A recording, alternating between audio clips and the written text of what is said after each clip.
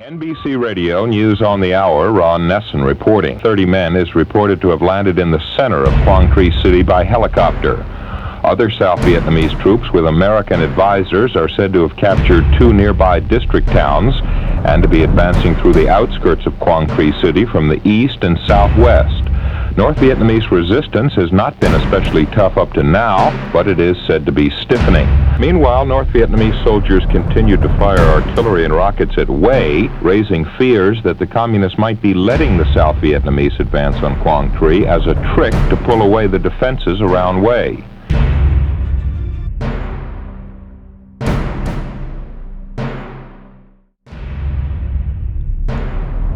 President Lyndon B. Johnson keeps the United States active in the war in Vietnam.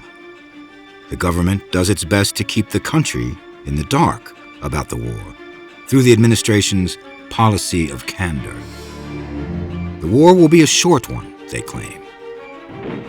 1968 will prove them wrong. This is the year the United States will face a bloody and brutal offensive as more about the war hits home to a disenchanted populace. It was pretty quiet where we were mostly, except for Tet 68, the end of January. And that's when all hell broke loose.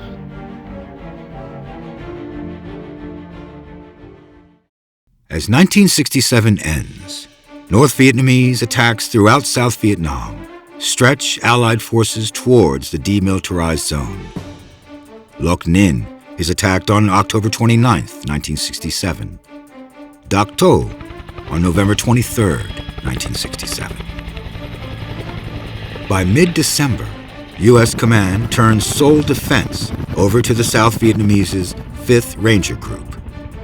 They are to be supported by the U.S.'s 2nd Battalion, 13th Artillery. The U.S. 2 Field Forces, a corps-like group made up of 39 battalions under the command of Lieutenant General Frederick C. Weyand, is tasked with search and destroy of Viet Cong and North Vietnamese bases close to the Cambodian border. Weyand, a veteran of both World War II and the Korean War, is uneasy. Why aren't his soldiers encountering more enemy troops? Why is radio traffic surrounding Saigon greater than usual? Appealing to General Westmoreland, Weyand is allowed to call some of his forces back to the 29-mile Saigon Circle surrounding the city. Weyand, it will turn out, is prescient.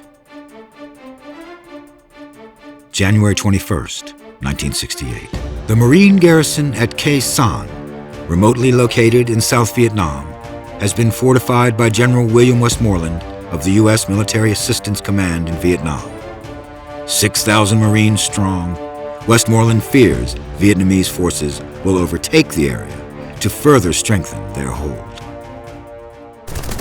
On January 21st, the People's Army of North Vietnam strike with a bombardment of the base. 90% of the U.S. forces' artillery and mortar rounds are destroyed.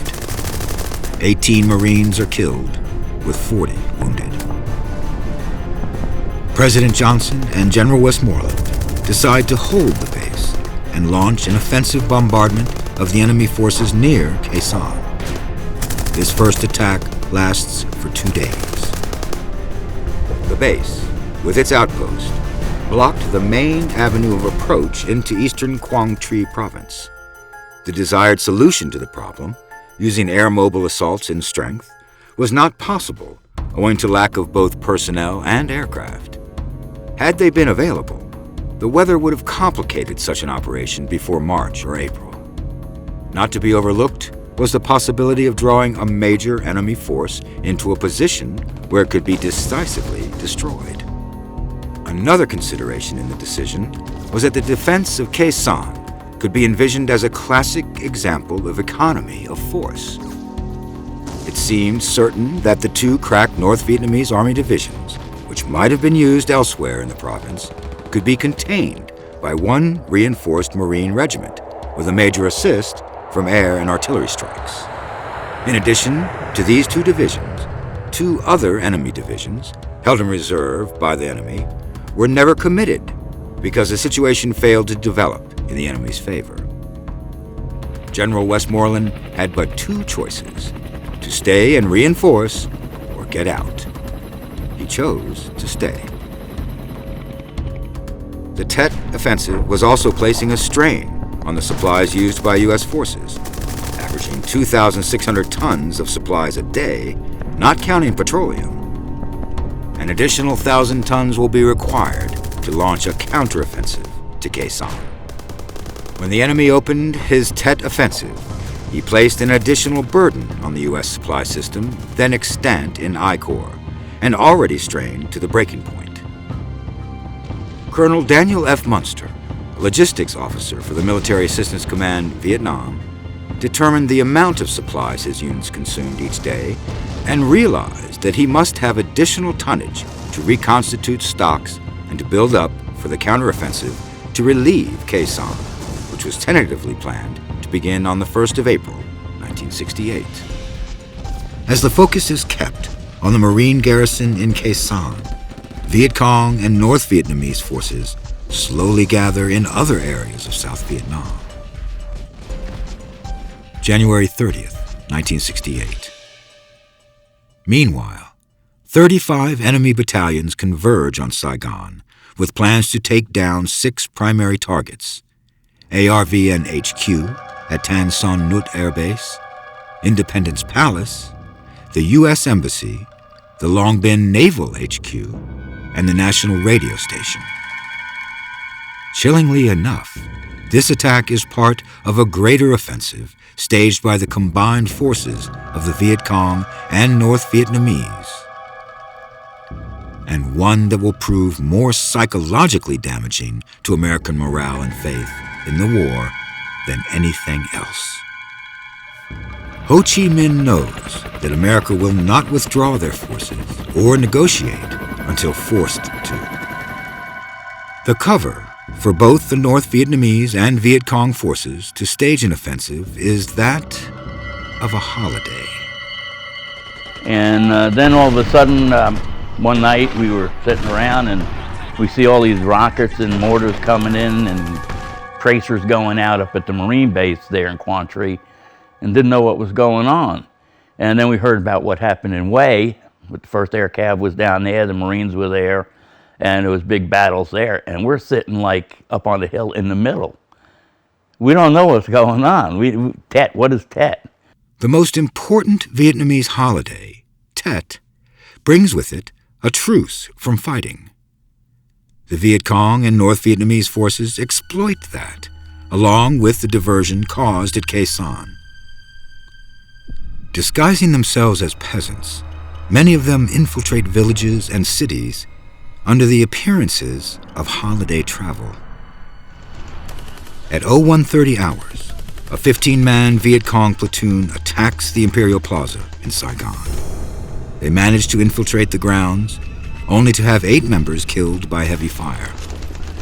General Westmoreland, his fears confirmed by the rash of attacks, dispatches close to 5,000 American troops into action during the 2 hours from 0300 to 0500 hours. He appoints his deputy commander, Major General Keith Ware, in charge of the forces being sent in. Ware is a World War II battalion commander and Medal of Honor recipient. At 0200 hours, the ARVN Joint General Staff compound is attacked by a Viet Cong battalion. They fail to break through on their first attack, but are soon reinforced by 2 more of their own battalions. At 0400, a truckload of MPs rush to support the American officers' billet near the ARVN HQ, but are ambushed by a Viet Cong company. The 2 sides exchange fire in an alley for 12 hours, ending in the deaths of 16 MPs and the wounding of 21. The Viet Cong do manage to breach the ARVN compound by 0930 hours, but are driven out by South Vietnamese paratroopers. An explosion rocks the outer wall of the U.S. Embassy in Saigon at 0247 hours. It creates a 4-foot hole that lets the Viet Cong terrorists, numbering 19, pour in and attack the compound. When the siege of the U.S. Embassy is over by 0900 hours, 4 MPs and 1 Marine are dead. Only 1 Viet Cong soldier survives. The South Vietnamese paratroopers at the national radio station are not so lucky. They arrived earlier to reinforce it from suspected enemy attack and opt to sleep on the roof. It is a fatal mistake. Viet Cong troopers fire down from an adjacent apartment building and kill every paratrooper in their sleep. They take the station with ease and prepare to play a pre-recorded tape that will broadcast and announce their general uprising and fall of Saigon to communist forces. They are foiled when a crew at the 14-mile distant transmission site is signaled to break the link. Around 70,000 North Vietnamese and Viet Cong take up arms against over 100 South Vietnamese cities and towns. The most brutal of the Tet Offensive is within the ancient walls of a thriving city. The city of Hue, situated only 31 miles from the demilitarized zone and along the Perfume River, is a vital supply line for the Army of the Republic of Vietnam and the U.S. It also serves as a base for the U.S. Navy. In spite of its importance, Hue remains poorly fortified and defended. North Vietnamese forces begin their attack at 02:33 hours, taking the Toc Loc airfield, the ARVN headquarters, and U.S. Military Assistance Command Vietnam compound. The fighting is savage and bloody and ends with North Vietnamese soldiers raising the flag of the Viet Cong at 0800 hours. They will hold more than half the city, including the ancient walled citadel, for 3 weeks. As South Vietnamese forces attempt to quell the enemy, U.S. Marines from the 1st Battalion of Task Force X-Ray arrive from their base 8 miles south of the city. The bloody and intense fighting rages for 26 days. Marines of the 1st and 5th Regiments are forced to fight house to house, retaking the city a block at a time. Yet still, Communist forces hold the Imperial Citadel and southern half of the city. The Marines are given permission by the South Vietnamese to use shells and artillery on the historic, ancient structure of the citadel. It is February 29th when U.S. forces finally reclaim the citadel and force the North Vietnamese out. The citadel, the soldiers discover, is the site of a massacre. Entire classes of citizens, from intellectuals to religious leaders, have been taken from their homes by the Viet Cong and executed. Buried in mass graves, a total of nearly 2,800 bodies will be discovered over the next few years. It may be deemed a victory on paper, but with 80% of the city destroyed by Air Force airstrikes and the surviving civilians left homeless, it is Pyrrhic at best. Back in the United States, the media coverage of Hue reveals to the populace the effects of war firsthand.